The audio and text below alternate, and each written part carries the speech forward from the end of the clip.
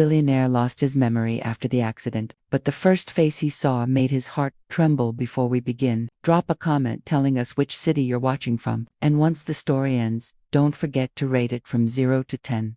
Oh, and make sure to follow our channel for more stories like this. Now, sit back and enjoy every detail. Some men believe they can control fate until fate decides to teach them otherwise. Evander Sloan's fingers drummed against the mahogany steering wheel of his charcoal gray Tesla Model X as he sat in the underground parking garage of the Meridian Tower. The fluorescent lights cast harsh shadows across his sharp jawline, highlighting the tension that had become his constant companion. At 35, he had built an empire in electric mobility that most men could only dream of, yet satisfaction remained as elusive as the Seattle rain that never seemed to stop. His phone buzzed against the leather seat. Another message from his assistant.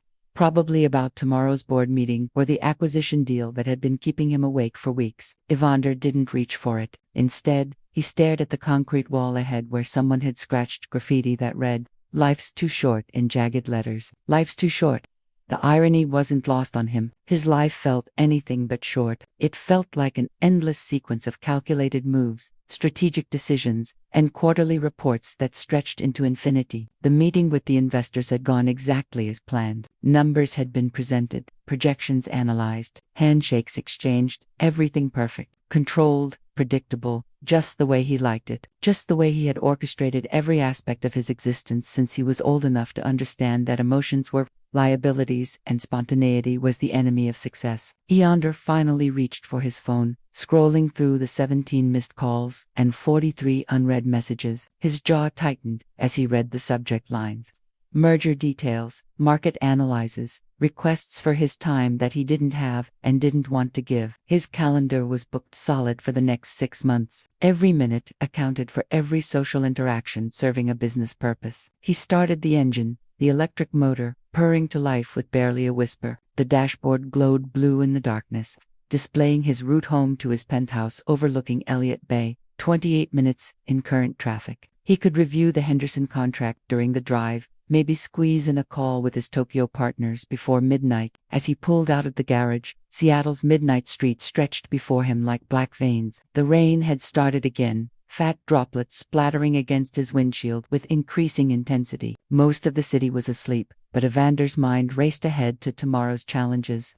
Next week's presentations, next quarter's targets. He took the 520 bridge, preferring the longer route that avoided downtown traffic. The lake below was invisible in the darkness, but he knew it was there, just like everything else in his life, existing exactly where it should be, when it should be there. His penthouse waited with its floor-to-ceiling windows, its minimalist furniture, its silence that echoed with the absence of anyone who truly knew him. The phone rang through his car's speakers. "Mr. Sloan." His assistant's voice cut through his thoughts. "The Singapore contracts need your signature before—" "Not now, Miranda." Evander Unk's voice was clipped. "Professional, schedule it for first thing tomorrow." "But sir, the time difference." "I said not now." He ended the call and pressed harder on the accelerator. The speedometer climbed as he navigated the winding road that led toward his neighborhood. Rain hammered the roof now, turning the world outside into a blur of darkness and reflected streetlights. Evander Sloan had spent 15 years building walls around his heart, constructing a fortress of success that no one could penetrate. He had everything he had ever planned for: wealth, power, respect, control. Everything except the one thing he had convinced himself he didn't need. As he rounded the sharp curve on Pine Valley Road, his headlights caught the reflective eyes of a deer standing frozen in the middle of the asphalt. Time slowed to a crystalline moment of clarity, the animal's terrified gaze, the squeal of brakes on wet pavement, the sickening sensation of losing control. For the first time in 35 years, Evander Sloan's perfectly ordered world spun completely out of his grasp. The last thing he saw before everything went black was his phone screen lighting up with another urgent message he would never read. When you lose everything you thought to find you, sometimes the first thing you see becomes your entire world. The steady beeping of machines pulled Evander from the depths of unconsciousness, like a fishing line dragging him up from dark water. His eyelids felt impossibly heavy, weighted down by exhaustion that seemed to seep into his very bones. The taste in his mouth was metallic, foreign, accompanied by a throbbing in his skull that pulsed in rhythm with his heartbeat. Where was he? The question floated through his mind like smoke, impossible to grasp. He tried to remember anything, but found only fragments, rain on glass, the smell of leather, a deer's frightened eyes. Everything else was wrapped in cotton, muffled and distant. Easy there. The voice was soft, feminine, tinged with the kind of patience that spoke of long nights and difficult cases. You're safe. You're in the hospital. Evander forced his eyes open, blinking against the harsh fluorescent lights that seemed to pierce straight through to his brain. The world swam in and out of focus, shapes and shadows dancing at the edges of his vision. Gradually, the blur began to clear, and that's when he saw her. Standing beside his bed, adjusting something on the four-pole, was a woman with shoulder-length auburn hair, pulled back in a practical ponytail. Her scrubs were navy blue, slightly wrinkled from what looked like a long shift. But it was her face that made his heart skip, not from recognition, because he was certain he had never seen her before, but from something deeper, more primal. She had the kind of beauty that snuck up on you. Gentle green eyes that seemed to see too much, a spray of freckles across her nose, lips that looked like they smiled easily, but were currently pressed together in concentration. There was something about the way she moved, economical, purposeful, but with an underlying grace that suggested she was comfortable in her own skin. "Hi," she said, noticing a stare. Her voice carried a slight rasp, as if she'd been working all night. "I'm Delaney, your night nurse. How are you feeling, Delaney?" The name rolled through his mind like music. He tried to speak, but his throat felt raw, scratched. She must have anticipated this, because she was already reaching for a cup of water with a straw. "Small sips," she instructed, holding the cup steady while he drank. The water was cold, soothing against his parched throat. "You've been unconscious for 36 hours. Your body needs time to adjust." 36 hours. He searched his memory for what had happened, but found only disconnected pieces. A meeting, rain, the screech of brakes. I was driving," he managed, his voice an unfamiliar to his own ears. "That's right." Delaney checked something on her tablet, her movements efficient, but unhurried. "Single vehicle accident on Pine Valley Road. You're lucky to be alive. Your car flipped twice before hitting a tree." She looked up from her notes, studying his face with professional concern. "Do you remember your name?" The question should have been simple. Names were basic, fundamental. But as he reached for it in his mind, he found only emptiness where the answer should be. Panic began to rise in his chest like a tide. "I know, I don't remember." Delaney's expression softened, but she didn't seem surprised. "That's okay. You have a concussion among other injuries. Some memory loss is normal. Your wallet had your ID. You're Evander Sloan." He repeated the name silently, waiting for it to feel familiar, to trigger some cascade of memories. Nothing. It was just a word as meaningless as any other. But watching Delaney say it, seeing the way her lips formed the syllables, made something warm unfurl in his chest. "The doctor will want to run more tests," she continued, making notes on her tablet. "But your vital signs are stable, which is what matters right now." As she worked, Evander found himself studying her face, memorizing the gentle curve of her jaw, the way she tucked a strand of escaped hair behind her ear, the small scar above her left eyebrow that suggested its own story. In a world where nothing made sense, where his own name felt foreign, she was becoming his anchor. "Are you in pain?" she asked, glancing up and catching his stare. He was his ribs arched, his head pounded. There were bandages on his arms that suggested injuries he couldn't remember receiving, but none of that seemed to matter when she looked at him like that, with eyes that were kind, without being pitying, professional without being cold. He admitted. Delaney reached for something on the medical cart beside his bed. "I can give you something for that, but it might make you drowsy." "No." The word came out more urgently than he intended. The thought of losing consciousness again, of losing sight of her face, filled him with inexplicable dread. "I want to stay away." She paused, her hand hovering over the medication. Something flickered across her expression. Surprise, maybe, or understanding. "Okay. But if it gets worse, let me know." "If it gets," as she continued her rounds, checking monitors and adjusting his IV, Evander realized that for the first time in what felt like forever, he wasn't thinking about schedules or meetings,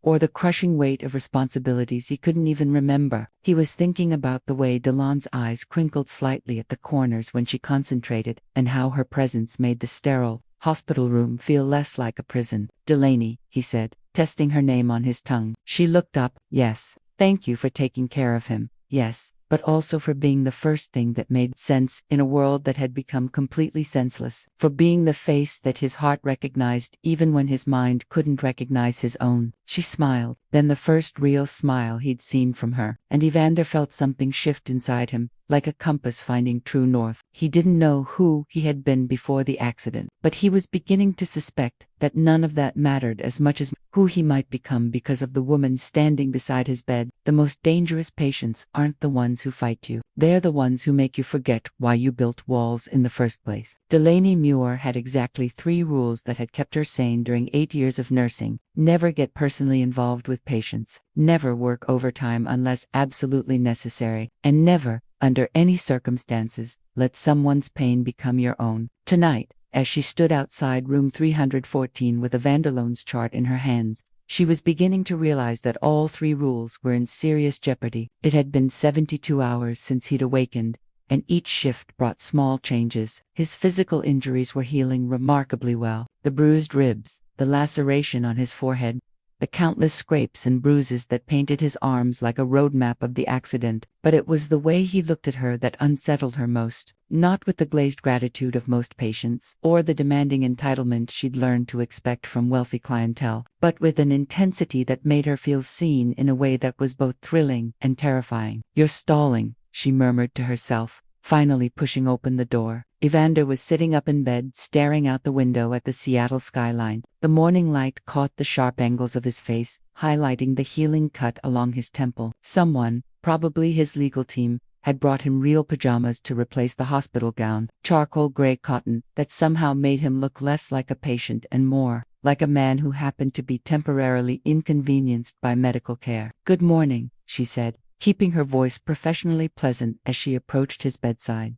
"Delaney." The way he said her name, like he'd been practicing it, sent an unwelcome flutter through her chest. "I was wondering if you were working today." "I'm here." She busied herself checking his foreline, acutely aware of how he watched her every movement. "How did you sleep?" "I dreamed about driving," he said quietly, "but not the accident. Just driving somewhere. I couldn't see where I was going, but I wasn't alone." Something in his tone made her pause. "Do you remember who was with you?" He shook his head, frustration flickering across his features. "It's all fragments, pieces that don't fit together." His eyes found hers. "The doctors keep asking me about my past, my work, my family, but the only thing that feels real is what?" she asked, even though she was afraid of the answer. "This, right now. You." Delaney's hand stilled on his chart. She'd heard variations of this before. Patients who fixated on their caregivers, who mistook medical attention for something more meaningful. But the way Anders said it wasn't desperate or needy. It was simply honest, as if he were commenting on the weather or the color of the walls.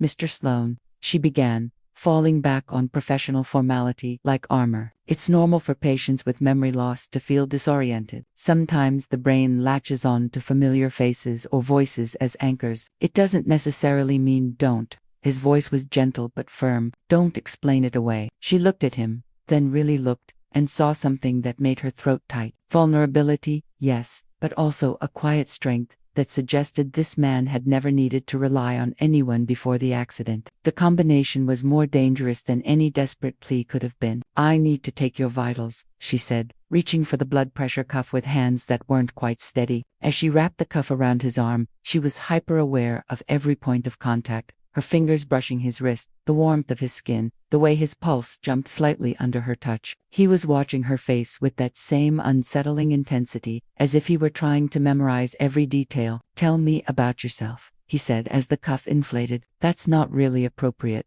Mr. Sloan Evander," he corrected. "And why isn't it appropriate?" "I'm not asking for your social security number. I just want to know who you are." "I'm your nurse." "That's what you do." "I'm asking who you are." The simple distinction caught her off guard. When was the last time someone had asked her that question? When was the last time she'd had an answer that went beyond her job title or her function in other people's lives?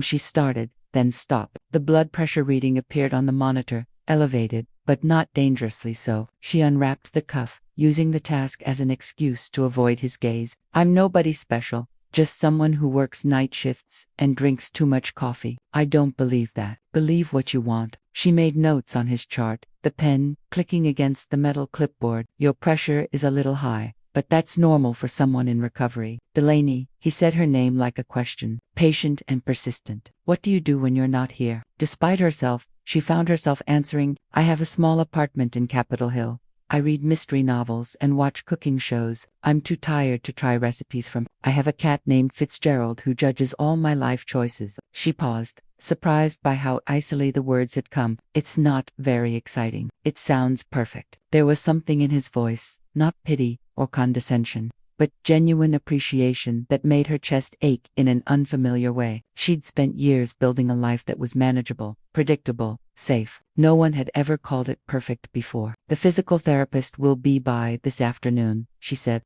retreating back into professional mode. Dr. Morrison wants to see how your coordination is recovering. Will you be here when I get back? My shift ends at 7 o'clock.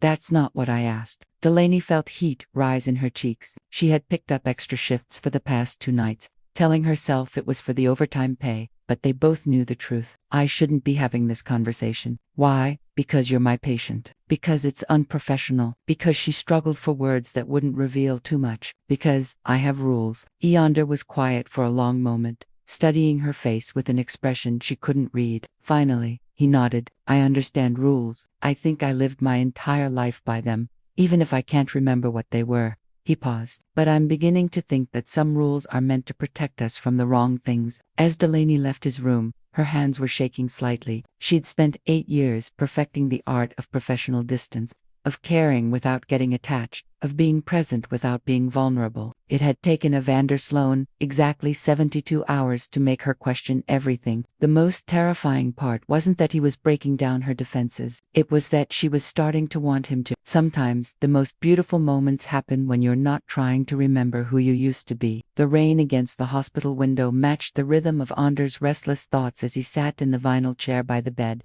watching the droplets race down the glass. It was his 5th day here, and while his body grew stronger, his mind remained a frustrating puzzle with missing pieces. Fragments would surface unexpectedly. The smell of expensive cologne triggering flashes of boardrooms, the sound of dress shoes clicking on marble floors, voices discussing numbers that meant something important, but none of it felt like home the way Delon's presence did. The door opened with its familiar soft click, and he turned, expecting to see her auburn hair and tired green eyes. Instead, a man in an expensive charcoal suit entered, followed by a woman with a tablet who looked like she lived on protein, bars, and anxiety.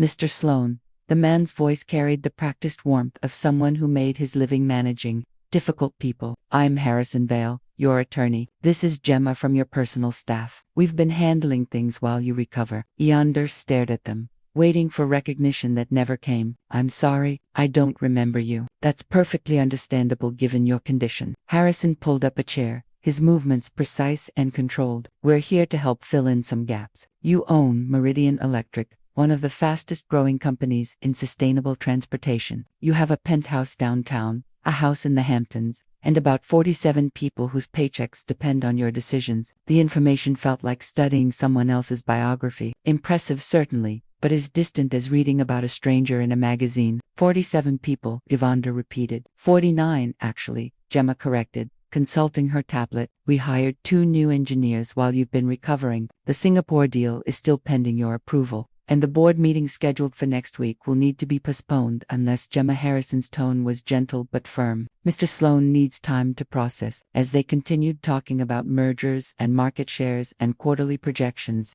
Evander found his attention drifting to the hallway beyond the open door. He could hear Delaney's voice at the nurse's station, talking to someone about medication schedules. The sound was more familiar than anything these people were telling him about his supposed life. The important thing, Harrison was saying, is that you focus on recovery. We can handle the business side of things for as long as necessary. What about family? Evander asked. Wife, children, parents. A shadow crossed Harrison's face. Your parents passed several years ago. You were never married. No children that we're aware of. He paused. You've always been very focused on your work, alone. The word hung in the air, unspoken. This successful, wealthy man they were describing had apparently built an empire, but forgotten to build a life. The realization should have been devastating, but instead Evander felt an odd sense of relief. Whatever he had been before, It sounded lonely in a way that made his chest ache. After Harrison and Gemma left with promises to return tomorrow, Evander was alone with the weight of a life he couldn't remember and wasn't sure he wanted to reclaim. The rain had stopped, leaving the windows streaked with water that caught the afternoon light. "You look like someone just told you that you won the lottery and lost your dog on the same day." He turned to find Delaney in the doorway,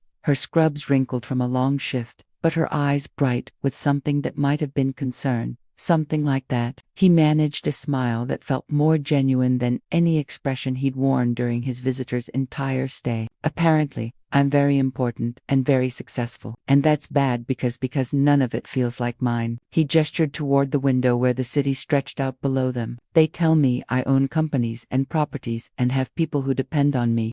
But when I try to feel anything about it, there's just nothing." Delaney entered the room fully, pulling the door closed behind her. The small gesture felt intimate, like she was creating a space that belonged just to them. "Maybe that's not such a terrible thing," she said, settling into the chair Harrison had vacated. "Maybe you get to decide who you want to be instead of being stuck with who you were." The simplicity of the statement cut through all the complexity that had been swirling in his head. "Is that what you think, that I should just forget everything and start over?" "I think," she said carefully, "that sometimes we get so caught up in the life we think we're supposed to have that we forget to ask if it's the life we actually want." There was something in her voice, a note of personal experience that made him study her face more carefully. "Is that what happened to you?" She was quiet for a long moment, her fingers tracing patterns on the arm of the chair. "I was engaged once to someone who had my whole life planned out, where we'd live, what kind of house we'd buy, how many kids we'd have, what I'd do when I stopped working. It all sounded perfect on paper. What happened? I realized that he was in love with the idea of me, not the actual me. And I was so busy trying to be what he wanted that I forgot who I was underneath all those expectations." She looked up,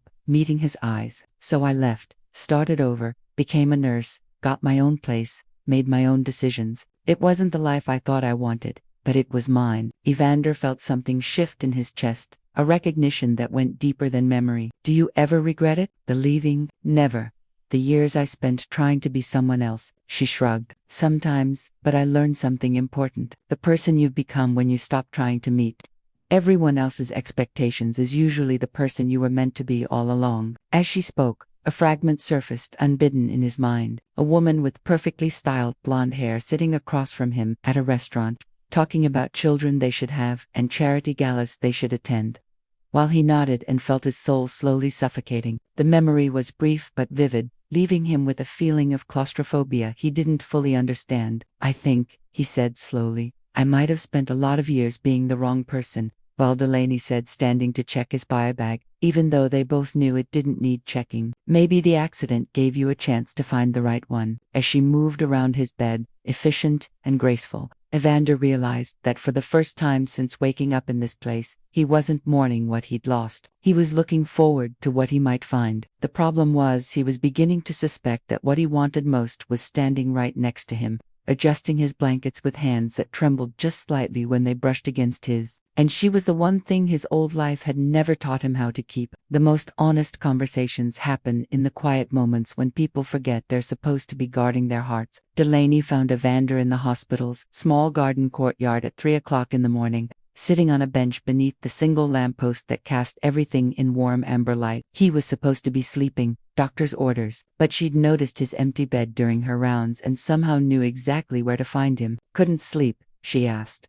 approaching slowly, her sneakers silent on the wet pavement. "Too many dreams." He looked up at her, and in the soft light, she could see the exhaustion etched around his eyes. "They're getting clearer, more detailed, but they feel like watching someone else's life through a window." She settled beside him on the bench, maintaining what she told herself was appropriate distance, even as she noticed how his presence seemed to calm the restless energy that had been buzzing under her skin all evening. The courtyard was small, barely more than a patch of grass with a few benches and a struggling maple tree, but at this hour, it felt like their own private world. "What kind of dreams?" she asked. "Boardrooms, conference calls that lasted until midnight, a penthouse apartment where I ate takeout alone most nights because I was too busy to cook, too tired to care." He was quiet for a moment, staring at his hands. "There was a woman, Alina. She kept calling me about some charity event, talking about our future like it was already decided." The name hit Delaney like a small punch to the stomach.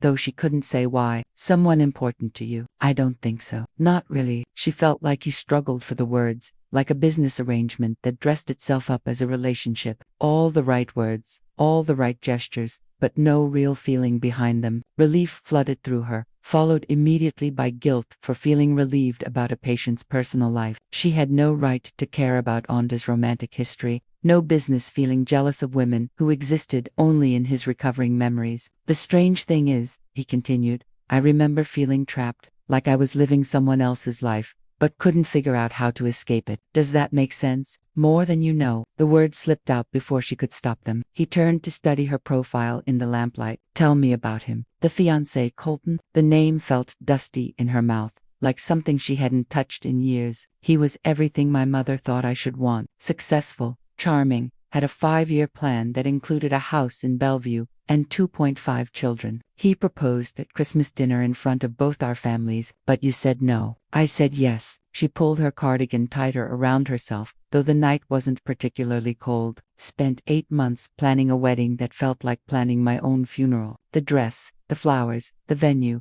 everything perfect, except the fact that I felt like I was disappearing a little more each day. What changed? Delaney was quiet for a long moment.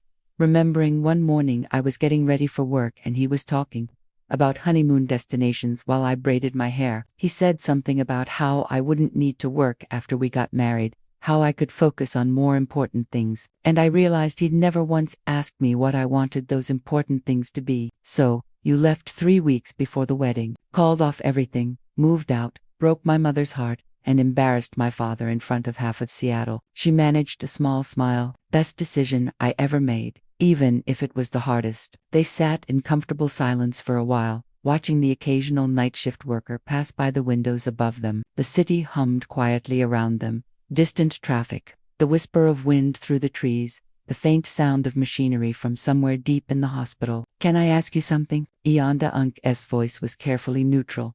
Sure. Are you afraid of me? The question caught her off guard. Afraid? Why would I be afraid of you? Because you keep your distance professionally. I mean, you're kind, you're caring, but there's always this invisible line you won't cross. Like, you're protecting yourself from something. Delaney felt heat rise in her cheeks. She'd thought she was being subtle, maintaining appropriate boundaries. Apparently, she'd been more transparent than she'd realized. I'm not afraid of you, she said quietly. I'm afraid of myself. What do you mean? She turned to face him fully, something shifting in her chest as their eyes met. I'm afraid of how easy it would be to care about you. I'm afraid of how much I look forward to seeing you every day. I'm afraid that when you get your memory back and remember who you really are, you'll realize that whatever this is between us was just, she gestured helplessly, just circumstance. Evander was quiet for a long moment, his gaze never leaving her face. What if I don't want my old life back? You don't know what you're saying, don't I? He shifted closer on the bench, close enough that she could smell his soap.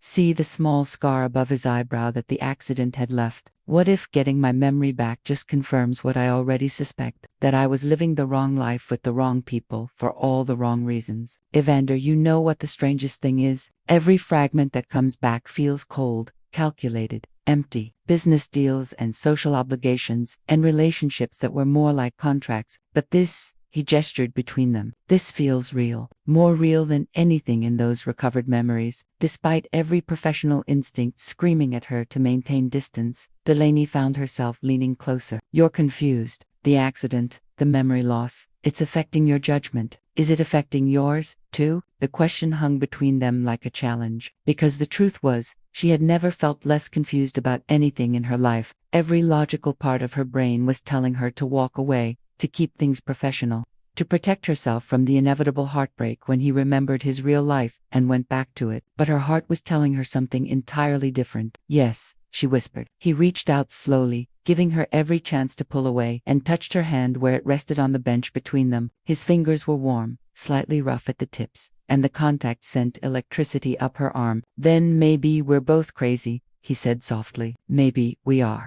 As they sat there in the amber lamplight, hands barely touching, Delaney realized that for the first time in her carefully controlled life, she was considering throwing caution to the wind. Not for a fantasy, not for someone who wanted to change her, but for a man who looked at her like she was exactly who she was meant to be. The most dangerous part wasn't that she was falling for a patient. It was that she was beginning to believe he might be falling for her, too. Some lines once crossed can never be uncrossed, and sometimes that's exactly what makes them worth crossing. The morning after their conversation in the garden, Delaney moved through her rounds with the mechanical precision of someone trying not to think too hard about what had happened between them. But every time she passed room 314, her steps slowed and her heart did that annoying flutter that reminded her she was in dangerous territory. She was adjusting the medication cart when Dr. Morrison approached, his expression more serious than usual. "Delaney, I need to speak with you about Mr. Sloan."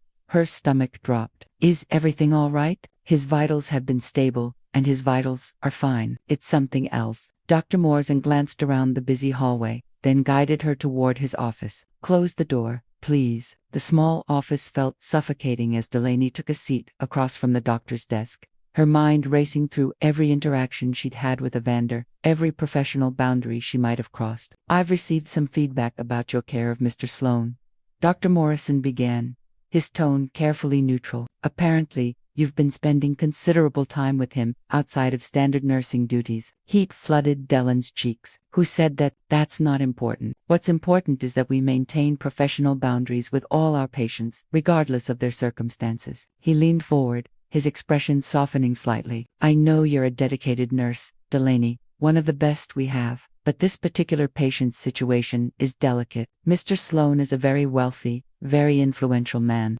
And when he recovers his memory, you think I'm taking advantage of him." The words came out flat, emotionless. "I think you're a young woman who's been working too many night shifts, and he's a vulnerable patient who's attached himself to the first kind face he saw. These situations can become complicated very quickly." Delaney stared at her hands, feeling something crumble inside her chest. "Are you removing me from his case?" "I'm suggesting you request a transfer to distance yourself from the situation before it becomes problematic, before she could lose her job, before she could get her heart broken, before Evander remembered who he really was and forgot all about the night nurse who had held his hand in a hospital garden." "I understand," she said quietly. "Good.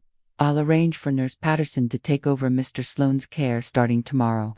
As Delaney left Dr. Morrison's office, her chest felt tight with unshed tears and unspoken words. She had known this moment would come, had been preparing for it even, but the reality of walking away from Evander felt like tearing away a part of herself she'd only just discovered. She managed to avoid room 314 for most of her shift, but as evening approached and the hospital settled into its quieter nighttime rhythm, she found herself standing outside his door with her hand on the handle. This would be the last time. Tomorrow, someone else would check his vitals. Someone else would listen to his dreams and fears. Someone else would see that smile that had become the best part of her day. Taking a deep breath, she pushed open the door. Evander was reading a book, something his legal team had brought from his apartment, but he looked up immediately when she entered, his face brightening in a way that made her heart ache. "There you are," he said, setting the book aside. "I was starting to think you were avoiding me." "Just busy," she said, forcing her voice to sound normal as she approached his bedside. "How are you feeling?" "Better, much better, actually. Dr. Morrison says I might be discharged tomorrow if my cognitive tests continue to improve tomorrow." The word hit her like a physical blow. That's wonderful news." But even as she said it, Evander's expression shifted, his eyes narrowing as he studied her face. "What's wrong?" "Nothing's wrong. You're recovering beautifully." "And Delaney," he said her name like a question, gentle but insistent. "What happened?" She tried to maintain her professional composure, but something in his voice, the concern, the familiarity, the way he said her name, like it mattered, broke something loose inside her. "I'm being transferred to day shift," she said quietly. "Starting tomorrow, someone else will be taking care of you." Evander went very still. "Because of us." It wasn't a question, and she didn't try to pretend otherwise. "Because I crossed lines I shouldn't have crossed. Because I forgot how to be just your nurse." "Good," he said firmly. "Good." The response caught her off guard. "Good that you forgot how to be just my nurse. Good that you crossed those lines." He swung his legs over the side of the bed, moving closer to where she stood. "Because I sure as hell forgot how to be just your patient. Evander, this is impossible. You're going to get your memory back. You're going to remember your real life. And what if I don't want my real life back? He stood up and suddenly they were face to face, close enough that she could see the flecks of gold in his dark eyes. What if the only real thing I've felt since waking up in this place is what I feel when I'm with you? You don't understand. Then help me understand. He reached up, his fingers barely grazing her cheek. Tell me why you're running away. Because I'm scared, she whispered, the truth spilling out before she could stop it. I'm scared that what I feel for you is real, and I'm scared that what you feel for me is just gratitude mixed with confusion. I'm scared that when you remember who you really are, you'll realize I'm just what? Just a night shift nurse from Capitol Hill who reads mystery novels and has a judgmental cat. Evander Unk's expression softened and he stepped closer, close enough that she could feel the warmth radiating from his body. What if that's exactly who I want you to be? Before she could respond, before she could think of all the reasons why this was a terrible idea, he leaned down and kissed her. It was soft at first, tentative like he was asking a question, but when she didn't pull away, when she found herself rising on her toes to meet him, the kiss deepened, became something desperate and honest and completely devastating. When they finally broke apart, both breathing hard, Delaney realized that every wall she'd built around her heart had just crumbled to dust. I have to go, she whispered, even as every cell in her body was screaming at her to stay. I know, he said, his forehead resting against hers, but this isn't over, Delaney. Whatever happens with my memory, whatever I remember about my old life, this isn't over. As she walked out of room 314 for the last time, Delaney's lips still tingled from his kiss, and her heart was breaking and soaring simultaneously because she had just kissed a man she was falling in love with, and tomorrow she would have to pretend it never happened. The cruelest irony of healing is that sometimes getting better means losing the only thing that made you feel whole.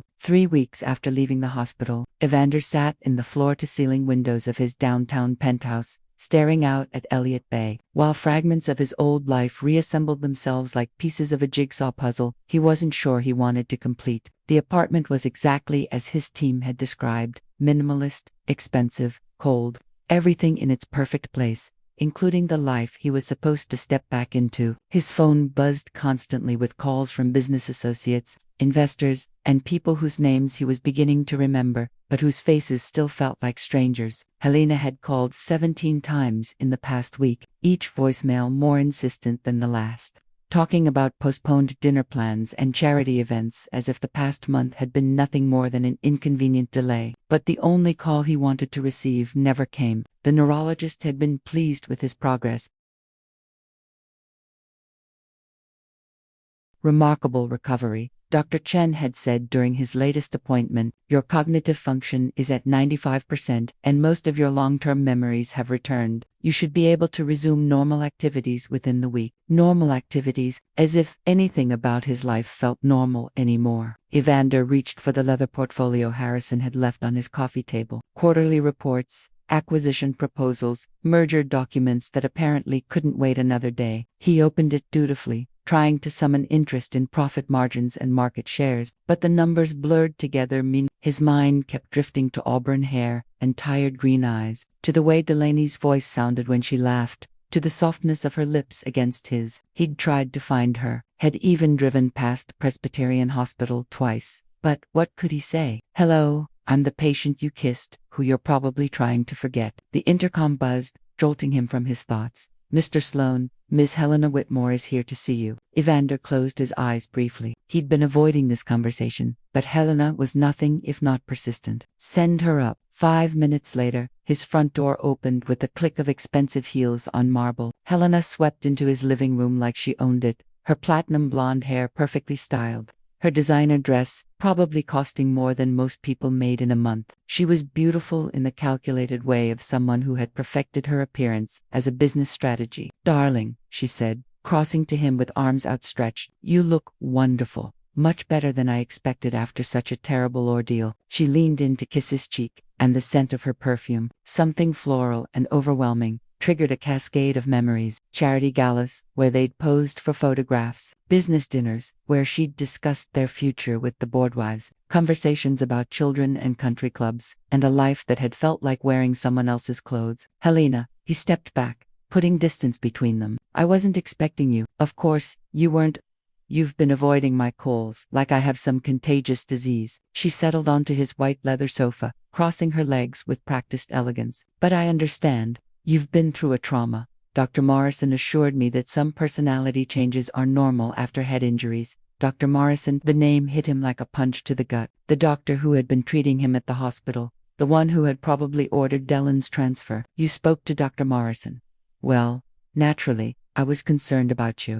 And since we're practically family, she waved her hand dismissively. He was very professional, of course, but he did mention that you'd become somewhat attached to one of the nursing staff. Apparently, it's quite common with amnesia patients. Something cold and sharp settled in Anders' chest. What exactly did he tell you? Nothing inappropriate, darling, just that you'd formed what he called a therapeutic dependency on your night nurse. He was quite concerned that it might complicate your recovery, so he had her transferred to prevent any unpleasantness. The casual way she said it, like Delaney was a problem to be solved, rather than a person who had mattered, made anger rise in his throat like bile. Her name is Delaney, he said quietly. I'm sure it is. Helena's smile was sharp around the edges. But that's all behind you now. You're better, you're home, and we can finally move forward with our plans. The Steinberg Foundation Gala is next month, and I've already told everyone you'll be there. It will be the perfect opportunity to show everyone that you're completely recovered. Our plans, the phrase triggered another memory. Sitting in the same living room 6 months ago, while Helena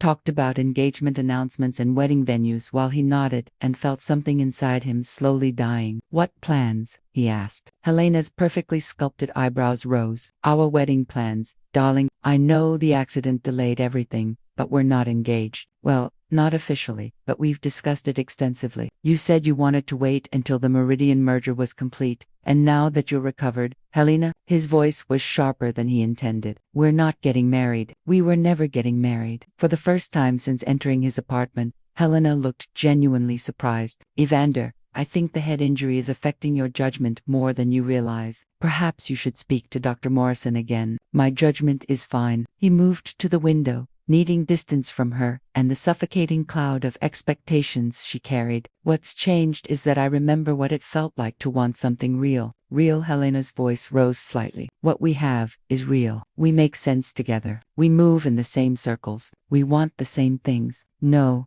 he said, turning to face her. You want those things. I just went along with them because it was easier than figuring out what I actually wanted. Helena stood her composure, cracking slightly. This is about her, isn't it? The nurse event. She was doing her job. Whatever you think you felt, don't. The word came out like a warning. Don't tell me what I felt. She's nobody. Helena's mask finally slipped completely, revealing the calculation beneath the charm. She's a night shift nurse who probably makes $30,000 a year. She has nothing to offer you. Nothing that matters in your world. She offered me herself, Evander said quietly. The real herself. Not some perfectly curated version designed to fit into my life, but who she actually is. Messy and honest and beautiful in ways that have nothing to do with appearances or social status. Helena stared at him for a long moment, her face cycling through emotions before settling on cold fury. Fine. You want to throw away everything we've built for some ridiculous fantasy? Go ahead. But don't come crying to me when you realize that love doesn't pay for penthouses or private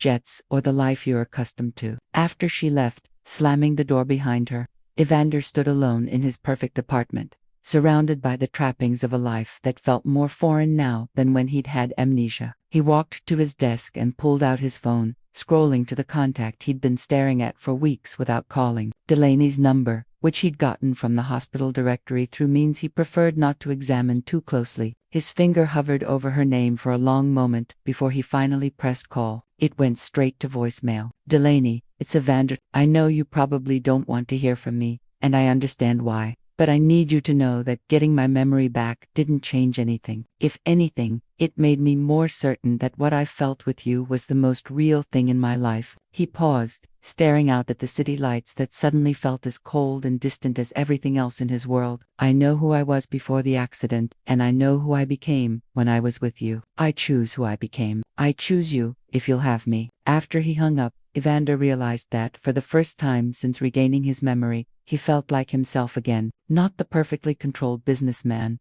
but the man who had fallen in love with a night shift nurse's laugh. Sometimes the words you've been waiting to hear arrive at exactly the moment you've convinced yourself you'll never hear them.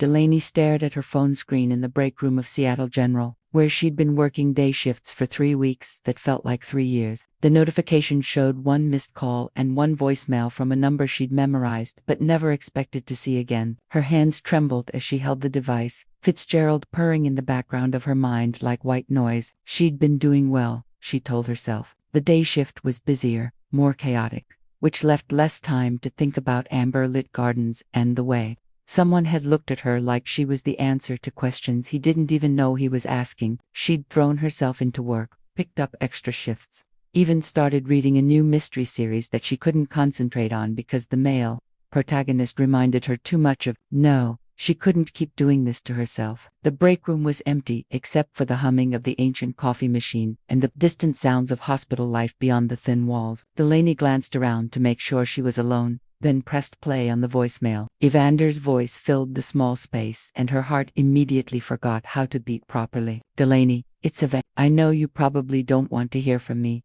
and I understand why, but I need you to know that getting my memory back didn't change anything. If anything, it made me more certain that what I felt with you was the most real thing in my life. She closed her eyes, pressing the phone against her ear, as if she could somehow pull him closer through the device. His voice sounded different, stronger, more sure of himself, but with an underlying vulnerability that made her chest ache. I know who I was before the accident, and I know who I became when I was with you. I choose who I became. I choose you, if you'll have me. The voicemail ended, leaving her sitting in the fluorescent-lit break room with tears streaming down her cheeks and her carefully constructed walls crumbling around her. He chose her, even with his memory back, even knowing who he really was and what his life had been. He was choosing her, but the rational part of her brain, the part that had survived Colton's expectations and her mother's disappointment and 8 years of careful emotional distance, whispered warnings. He was a billionaire. She was a nurse. His world was penthouse apartments and business mergers. Hers was studio apartments and grocery store coffee.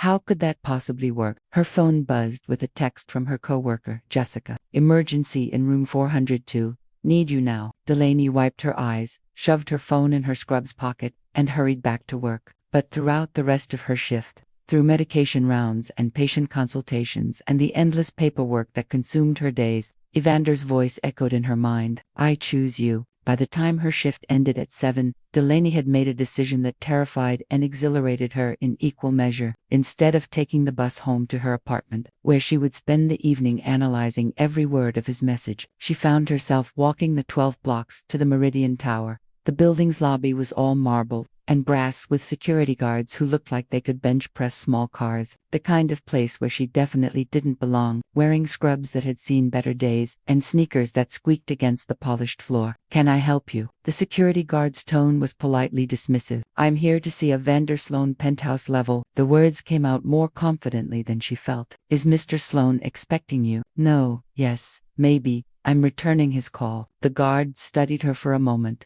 probably cataloging every way she didn't fit in this pristine environment. Finally, he picked up a phone. Mr. Sloan, there's a lady here to see you. Says she's returning your call. A pause, then, yes sir. He hung up and gestured toward the elevator bank. Penthouse level. He'll meet you at the elevator. The ride up felt like the longest 30 seconds of her life. Delaney caught her reflection in the polished elevator doors, hair escaping from her ponytail. No makeup. Still wearing the same scrubs she'd been wearing for the past 12 hours. She looked exactly like what she was, a working nurse at the end of a long day. When the elevator doors opened, I was waiting. He looked different than he had in the hospital, broader somehow, more commanding in his own space. He was wearing jeans and a simple gray sweater, but even casual clothes couldn't hide the fact that he belonged in this world of expensive everything. For a moment, looking at him in his natural habitat, Delaney felt every difference between them like a physical weight, but then their eyes met, and she saw the same man who had sat with her in a hospital garden at 3 o'clock in the morning, telling her about dreams he couldn't remember and feelings he couldn't explain. You came, he said softly. I got your message. And Delaney stepped out of the elevator, into what was probably a foyer that cost more than her annual salary. Floor-to-ceiling windows showed the city spreading out below them like a carpet of lights. Everything was beautiful, expansive, perfect, and somehow cold despite the warm amber lighting. And I think you're crazy, she said. Something flickered across his face. Disappointment maybe, or resignation. I know how this looks. I know what people will say, what they'll think about. I think you're crazy, she interrupted, for thinking I wouldn't want you to choose me. The silence that followed was electric. Evander stared at her, hope and disbelief wearing in his expression. I've spent 3 weeks trying to convince myself that what happened between us was just circumstance. Delaney continued, her voice getting stronger with each word, that you were confused and I was lonely and none of it was real. But the truth is, I've never felt more like myself than I did when I was with you. And if you're willing to risk everything for the chance that this could work. She took a step closer, close enough to see the flexes of gold in his dark eyes. Then so am I. I closed the distance between them in 2 quick strides, his hands coming up to frame her face like she was something precious and fragile. Are you sure? He asked. Because once we do this, once we try this, there's no going back to being strangers. Good, she whispered. I was getting tired of pretending I didn't miss you every single day. When he kissed her this time, it wasn't desperate or uncertain like it had been in the hospital. It was a promise, a commitment. A choice they were both making with open eyes and full hearts. When they finally broke apart, Evander rested his forehead against hers, both of them breathing hard. I love you, he said simply. I don't care if it's too soon to say it or if it complicates everything. I love you, and I needed you to know. Delaney felt tears prick her eyes, but for the first time in weeks, they were happy tears. I love you, too, she whispered back. Even though you're completely crazy, we both are. He said, and she could hear the smile in his voice, as they stood there in his penthouse, holding each other against the backdrop of the glittering city. Delaney realized that sometimes the most terrifying risks were the ones most worth taking. Love is easy when it's just 2 people in a room, but the real test comes when you have to defend it against a world that doesn't understand. 2 months after their reunion, Delaney was beginning to understand that loving Evander Sloan came with complications she hadn't anticipated. It wasn't the money, though she still felt slightly dizzy every time he casually mentioned things like the helicopter or the house in Aspen. It wasn't even the media attention, which had been mercifully minimal since they'd been careful about public appearances. It was the subtle, constant reminder that she was living between 2 worlds that seemed determined not to coexist. She was thinking about this as she stood in the bathroom of Anders' penthouse, staring at the evening gown hanging on the back of the door. The Steinberg Foundation Gala, their first official public appearance together, was tonight, and the black silk creation that probably cost more than her monthly rent felt like a costume for a role she wasn't sure she could play. You're overthinking it.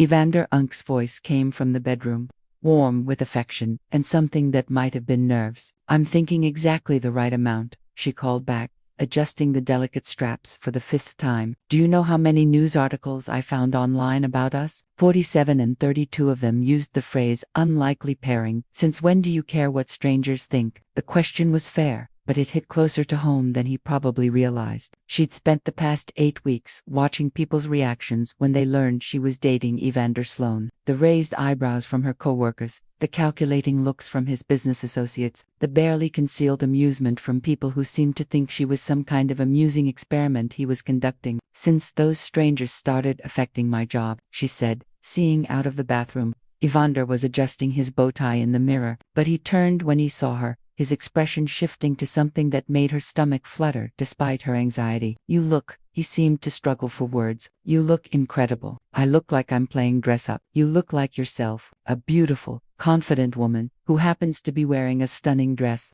He crossed to her, his hands settling gently on her waist. What happened at work? Delaney had been hoping to avoid this conversation until after the gala, but Evander had always been too perceptive for his own good. Dr. Henley made some comments about my new connections when I requested time off for tonight. Nothing overt, just implications that maybe I was getting special treatment because of my relationship. Something dangerous flickered in Anders' eyes. What kind of implications? The kind that suggests maybe I'm not taking the job seriously anymore, that maybe I'm more interested in social climbing than patient care. She turned away from him, pretending to check her reflection in the mirror. He's not wrong. You know, I have been distracted. I've been turning down overtime, leaving on time, instead of staying late to help with admits. I've been living like someone who has a life outside of work. That's called having work-life balance. It's healthy. It's suspicious when you're a nurse who used to live at the hospital. She faced him again, seeing her own fears reflected in his concerned expression. People are starting to talk, Evander, about whether I'm still committed to my career, whether I can be trusted with important cases, whether you deserve to be happy. His voice was quiet but firm, because that's what this is really about, isn't it? You're afraid that choosing me means giving up who you are. The accuracy of his observation made her chest tight. Aren't you afraid of the same thing? Terrified, he admitted. Every day I wake up wondering if I'm asking too much of you, if loving me means you have to become someone you're not. They stood there in the elegant bedroom,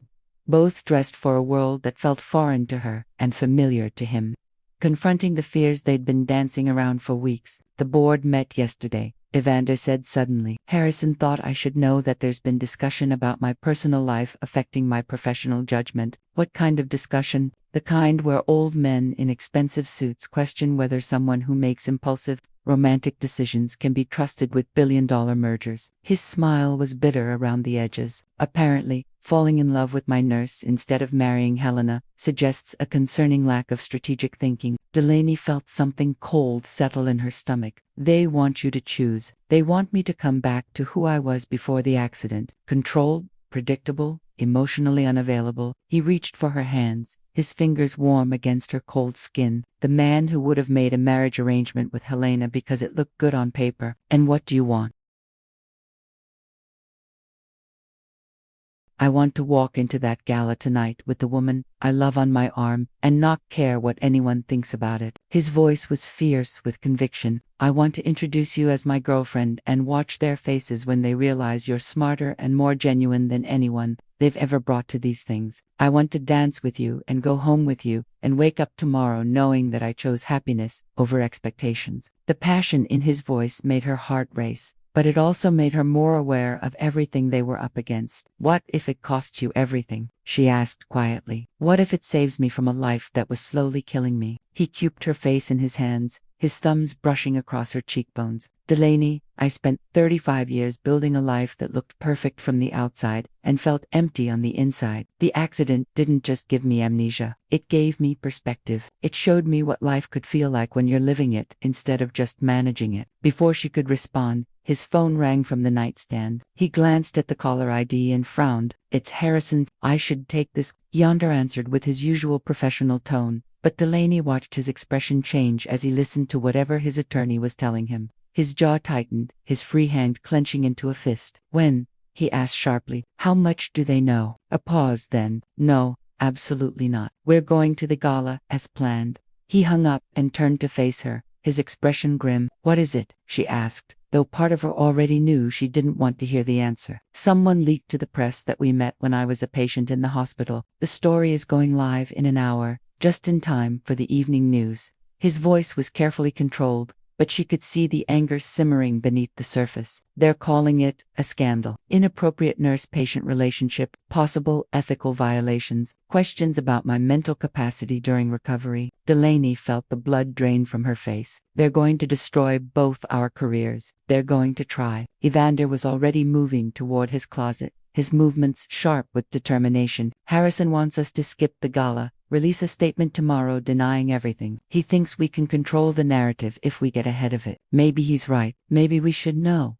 Evander emerged from the closet with a different bow tie. His expression set with the kind of resolve she'd seen glimpses of but never fully witnessed. I'm done hiding. I'm done pretending that loving you is something I should be ashamed of. If they want a scandal, let's give them one they'll never forget. He crossed to her, his hands settling on her shoulders with gentle firmness. Delaney Muir, will you go to this gala with me tonight? Will you let me introduce you to Seattle's elite as the woman who saved my life in more ways than one? Will you dance with me while cameras flash and gossip columnists take notes, and everyone tries to figure out how a nurse from Cap Hill ended up with a billionaire's heart? Looking into his eyes, seeing the love and determination and absolute certainty there, Delaney realized that she had a choice to make. She could let fear win, could step back into the safe, predictable life she'd built for herself, or she could trust that love was worth fighting for, even when the fight felt impossible. Yes, she said, her voice steady despite the chaos in her heart. But I have one condition. Anything.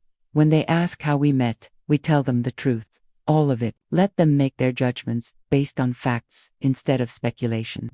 Evander's smile was brilliant and proud and absolutely devastating. I love you, he said simply. I love you, too. Even if we're about to walk into the biggest disaster of our lives. Especially then, he said, offering her his arm with the kind of old-fashioned gallantry that made her heart skip, ready to shock some people. As they headed toward the elevator, Delaney realized that she had never been more terrified or more certain of anything in her life. The greatest victories aren't won in boardrooms or battlefields. They're won in the moment you decide to choose love over fear, no matter who's watching. The Fairmont Olympic Hotel's grand ballroom had never felt more like a gladiator arena than it did when Evander and Delaney stepped through the entrance. The Seattle elite were all there. Tech moguls, political figures, old money families who traced their lineage back to the city's founding, and every single one of them turned to stare as they made their entrance. Delaney felt the weight of 300 pairs of eyes, analyzing everything from her dress to her posture to the way her hand rested on Evander's arm. The whispers started immediately, a serious wave of speculation that followed them across the marble floor. Breathe, Evander murmured near her ear, his voice steady despite the tension she could feel radiating from his body. Remember, half these people are here because they need my money for their pet projects. The other half are just bored and looking for entertainment. And which half is more dangerous? She whispered back, the bored ones. Definitely. Despite everything, his dry humor made her lips twitch into an almost smile. They approached the reception area where name tags and table assignments were being distributed by volunteers who looked like they'd stepped out of a country club catalog. Mr. Sloan, the volunteer's smile was bright and professional, though her eyes kept darting to Delaney with poorly concealed curiosity. Welcome, and you must be Miss Muir, Delaney said clearly. Delaney moved. Of course, I don't see you on our guest list, but she's my guest, Evander said smoothly, his arm tightening slightly around Delaney's waist in a gesture that was both protective and possessive. I believe Harrison Vale called to update the reservation. As they moved into the main ballroom, Delaney became aware of the subtle choreography of social exclusion, conversations that stopped abruptly when they approached, glances that lingered a beat too long, smiles that didn't quite reach anyone's eyes. She'd known this world would be different from hers, but experiencing it firsthand was like learning a new language where every gesture had hidden meaning. If a woman with silver hair and diamonds that probably cost more than Delaney's car approached with the kind of smile that suggested she'd been waiting for this exact moment, how wonderful to see you looking so well. We were also worried after your accident, Margaret. Evander Unk's response was polite, but cool. Thank you. I'd like you to meet Delaney Mira. Margaret's gaze swept over Delaney with the efficiency of someone accustomed to cataloging social hierarchies at a glance. How lovely. And how do you two know each other? The question hung in the air like a challenge. This was it. The moment they'd agreed to tell the truth. Consequences be damned. Delaney was my nurse during my recovery, Evander said clearly, his voice carrying enough that nearby conversations quieted. She took care of me when I didn't even remember my own name.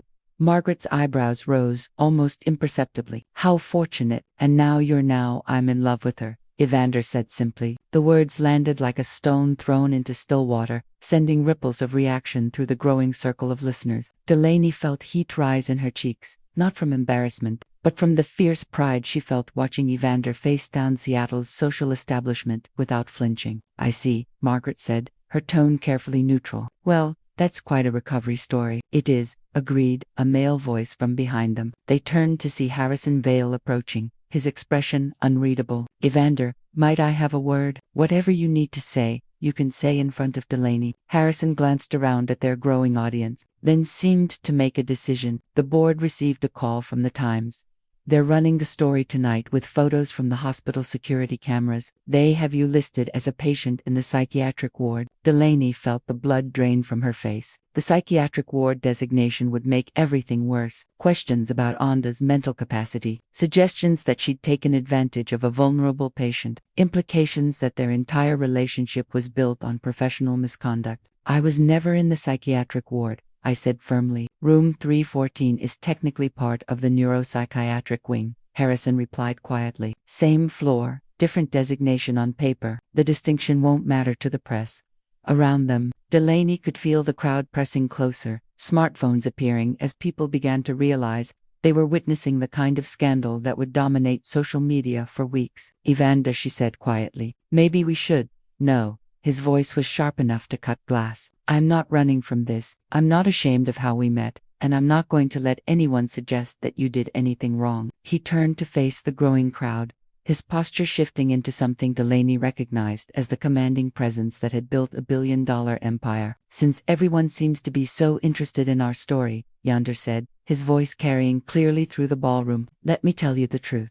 The room went silent except for the soft chiming of crystal glasses and the distant sound of traffic from the street below. 2 months ago, I was in a car accident that left me with amnesia. I woke up in a hospital room with no memory of who I was, what I did, or what my life had been. I was lost, confused, and completely alone. His eyes found Delaney's as he spoke. The first face I saw was Delaney's. She was professional, kind, and patient with a man who couldn't even remember his own name. Delaney watched the faces around them, seeing calculation, curiosity, and something that might have been sympathy. Over the course of my recovery, I fell in love with her, not because she was my nurse, but because she was the first person I'd ever met who saw me as a human being instead of a business opportunity. She never asked for anything except that I get better. She never tried to take advantage of my condition. In fact, she fought against her own feelings because she knew it was inappropriate. His voice grew stronger, more certain. When my memory returned, I remembered the life I'd been living before the accident, a life of scheduled meetings and strategic relationships and emotional isolation. I remembered who I was supposed to be, and I realized I didn't want to be that person anymore. He reached for Delaney's hand, intertwining their fingers in front of 300 witnesses. "The woman standing next to me saved my life in every way that matters. She's brilliant, compassionate, and strong enough to love someone despite knowing it would complicate her world. If you think that makes her opportunistic, you don't know her. If you think that makes me weak, you don't know me." The silence that followed was deafening. Then, from somewhere in the back of the crowd, someone started clapping. Slowly, others joined in, until the entire ballroom was filled with applause. But Delaney barely heard it. She was staring at Evander, at this man, who had just defended their love in front of everyone, who mattered in his professional world, and feeling something shift in her chest like tumblers clicking into place. "You're incredible," she whispered. "I'm in love," he replied. "Sometimes they're the same thing." As the crowd began to disperse, returning to their cocktails and conversations with this new piece of gossip to dissect, Margaret approached them again. "That was quite a speech," she said to Eve. "It was quite a love story," he replied. Margaret turned to Delaney, her expression softer than it had been before. "My dear, you do realize you've just become the most talked about woman in Seattle. I'm beginning to understand that. Good, because if you're going to be with him, you'll need thick skin and a strong sense of self. This world can be brutal to outsiders." She leaned closer, lowering her voice. "But between you and me, it's been boring as hell for years. A little shake-up might be exactly what we need." As Margaret walked away, Delaney turned to Onda. "So what happens now?" "Now we dance," he said, offering her his hand, "and then we go home and figure out how to build a life that belongs to both of us." As they moved onto the dance floor, Delaney realized that the hardest part wasn't over. They still had to navigate the reality of merging two very different worlds, but for the first time since this all began, she believed they could do it. Because love that could survive public scrutiny, professional pressure, and social judgment was the kind of love that could survive anything. 2 years later, the most beautiful love stories aren't the ones that end with happily ever after. They're the ones that show you what happily ever after actually looks like when you build it together, one ordinary day at a time. Delaney woke to the sound of rain against the windows and the smell of coffee drifting from the kitchen. For a moment, she lay still in the king-sized bed of their Capitol Hill house, listening to Evander moving around downstairs with the quiet efficiency of someone who'd learned to make breakfast without waking his sleeping girlfriend-fiancé. She corrected herself, automatically touching the simple platinum band on her left hand. Even after 3 months, she sometimes forgot about the proposal that had happened, not in some grand romantic gesture, but on a Tuesday evening when they were both exhausted from work and arguing about whose turn it was to buy groceries. "Marry me," he'd said suddenly, interrupting her mid-sentence complaint about his inability to remember they were out of milk. "What, marry me? Not because it makes sense or because it's what people expect, but because I want to spend the rest of my life arguing about groceries with you." It had been perfect. Completely them. She patted downstairs in one of his old Columbia University t-shirts, finding him at the kitchen island with his laptop, a cup of coffee, and what looked like architectural plans spread across the marble surface. Fitzgerald wound around her legs in greeting before returning to his post by Evander's feet. having long since decided that the man who bought premium cat food was worth tolerating. "Morning," Evander said without looking up, but his smile was evident in his voice. "Coffee's fresh. You're up early for a Saturday." She poured herself a mug and settled beside him, peering at the plans. "What's all this?" "The new clinic design. I wanted to run the patient flow by you before we submit the final plans." The clinic, their project, a partnership between Meridian Electric and Seattle General to create a state-of-the-art facility that would provide free healthcare to underserved communities. It had been Delaney's idea, born from late-night conversations about using his resources and her medical knowledge to actually make a difference. "This is new," she said, pointing to a section that hadn't been in the previous design: family consultation rooms. "You mentioned that parents need somewhere private to talk to doctors about their kids' conditions." He turned to look at her, his hair still messy from sleep. "Sound right?" The casual way he incorporated her suggestions into million-dollar projects still amazed her. In the 2 years since the gala, they'd learned to navigate the intersection of his world and hers, creating something entirely new in the process. "Perfect," she said, kissing his cheek. "What time is the site visit?" 10. But I was thinking. He closed the laptop and turned to face her fully. "What if we skipped it? Spent the day being completely irresponsible instead?" "Evander Sloan wants to be irresponsible. Who are you, and what have you done with my workaholic fiancé?" "Your workaholic fiancé learned a few things from a very smart nurse about work-life balance." His eyes were warm with affection and something else. "Mischief, maybe. Besides, it's been exactly 2 years since I woke up in a hospital room and saw the most beautiful woman in the world for the first time." Delaney felt her heart do that familiar flutter. "You remember the date?" "I remember everything about that day. How scared I was, how lost I felt, how you made me feel safe without even trying." He reached for her hands, his thumbs tracing circles on her palms. "I remember thinking that if I could just keep looking at your face, everything would be okay." Was it okay? I mean, better than okay. It was the beginning of everything that mattered. They sat in comfortable silence for a moment,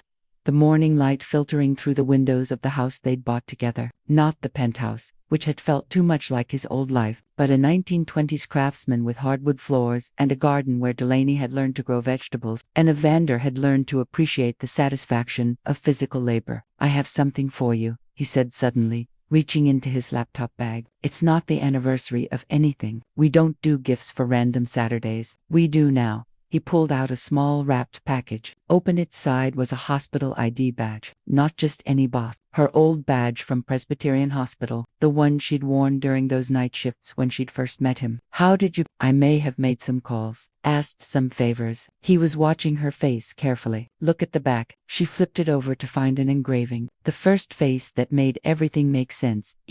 Tears pricked her eyes. "You ridiculous, sentimental man. Completely ridiculous." He agreed. "Ridiculously in love with you." As she traced the engraving with her finger, Delaney thought about the journey that had brought them here. The media attention had died down after a few months, though they still occasionally appeared in society pages when they attended charity events. Her colleagues at Seattle General had initially been skeptical, but her dedication to the free clinic project had eventually won them over. Evander's board had grumbled about his distraction, until the quarterly profits showed that a CEO who actually went home at reasonable hours was more productive, not less. Helena had married a real estate mogul 6 months after the gala, and now sent them Christmas cards with overly cheerful family photos. Margaret had become an unlikely ally, introducing Delaney to other women who'd married into Seattle's elite and helping her navigate the social expectations that came with being Evander Sloan's partner. But the real victories were smaller, more personal. The way they'd learned to fight without trying to change each other. The way Evander had taught her that she deserved beautiful things without giving up who she was. The way she'd taught him that success meant nothing if you had no one to share it with. "I love you," she said, the words as natural as breathing after 2 years of practice. "I love you too. Even when you steal all the hot water. Even when you leave coffee cups all over the house. Even when you insist on watching those terrible cooking shows. Even when you try to optimize our grocery shopping with spreadsheets." They were both laughing now,